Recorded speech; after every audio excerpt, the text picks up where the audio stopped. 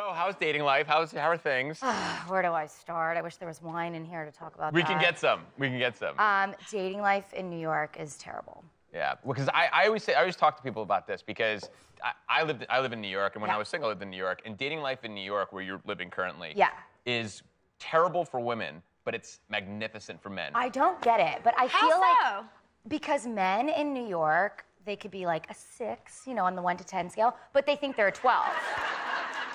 On a good day, without spray tanned abs, I'm a solid 5 or 6. They just think they're a 12, and it's like they walk around and bump into the next model on the next corner. I don't get it. 100% correct. But single life is fun too, I will say. Being single in New York is a lot of fun, so I think I'd rather be single and having a good time than dating the 6s that think they're 12s. Yeah. Now, before Andi was the Bachelorette, she was actually a contestant on The Bachelor. Oh, yeah. How did that come about? How did you get on the show? I always tell people when they ask 2 words, free drinks. Free drinks. Yeah. My girlfriends were all kind of like coaxing me into going to this casting call. I was like, no, I'm good. And then one day they were like, you know, there's free drinks. And I was like, what? Why didn't you tell me? You should have started with that. Should have started with that, and I would have already been there. So I went to the casting call. Next thing I knew, I was in LA, and then the next thing I knew, I was going from a courtroom where I was an attorney to the Bachelor Mansion, and we saw how that all kind of unfolded. Now, you left The Bachelor on your own terms, right? Yeah. I left, and it was interesting for me because that became a big topic, was, oh my gosh, like, here's the woman that, you know, should be waiting to not get a rose and to be sent home, and I, you know, got to know the guy a little better, and I was not a fan, and I just was like, this isn't for me, and I left, and everyone was like, wow, like, you can actually leave, and I'm like, yeah, it's a 2-way street. It's an amazing opportunity. I think that was something that bothered all of us, was it really is a great opportunity to do this, and when someone doesn't seem like they're really appreciative of that opportunity, it kind of, it's a little sour note. People find love on the They show, do. too. I mean, I thought I did not. Yeah. But there's been a lot of successes, and people kind of give the couples a hard time and the success rate a hard time, but I always say, like, the last few bachelors and bachelorettes, you know, have been doing pretty good. Yeah, absolutely. What's it like to being on The Bachelorette and The Bachelor, to be shared and share, essentially? It's like sister wives.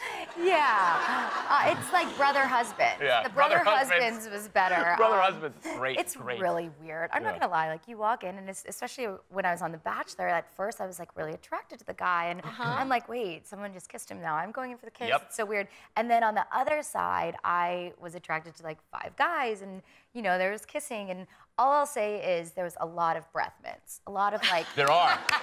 And I still to this day use like the Listerine spray stuff, and people will be like, who uses that anymore? I'm like, you don't understand, it's my lifesaver. And there's a lot of kissing, and there's a lot of close talking, and we watch, and we're like, how they just had a meal. Like, and then there's garlic in that meal. Do the producers like encourage or like instigate the kissing moments? They kind of. I remember, this is like so behind the scenes, but I remember there was a few guys that I did not want to kiss. I just wasn't feeling it, and like I'm the type of person, I definitely have to be attracted to someone to kiss.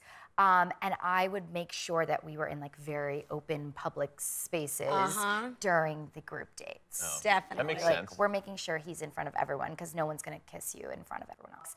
People take their fame from these franchises, and you know, they do something. You became a best-selling author, which is crazy. terrific. Thank you.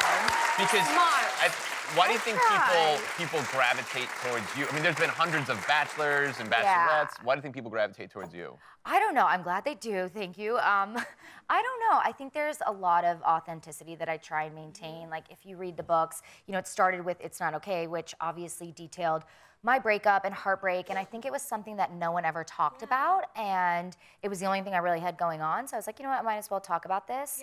And I didn't spare any like emotions. I think just putting it out there and being like, look, I may be on reality television, it may look very glamorous, but like, I'm no different than any other person that's gone through heartbreak. Absolutely. Hopefully I think it related a lot to people and allowed me to kind of have that avenue to do the second one also. Tell us about the second one. So Single State of Mind is the sequel to It's Not Okay, and it's a lot happier. It basically details me taking a one-way ticket, packing a few bags, moving to New York City, and starting life again after reality television, after a broken engagement, and navigating that whole world, which, let me tell you, I thought dating on like national television was hard. Moving to New York City and finding an apartment and then dating is 10 times harder. What would you say you learned from this whole experience so far? I learned a lot. I think I learned, and I talk about this in Single State of Mind a lot, is chucking the timeline. You know, I come from the South where a lot of my friends are married and have kids, and I used to always want that, and I love marriage, I love love, I love babies, and I just always felt I had to do that, and when it didn't come for me at a certain time, I felt bad about myself. And then since moving to New York, I've realized like we've all kind of got our own timeline. We've all got our own life to live and our own journey. And you got to stop and kind of embrace it and just appreciate where you are in the moment. Absolutely.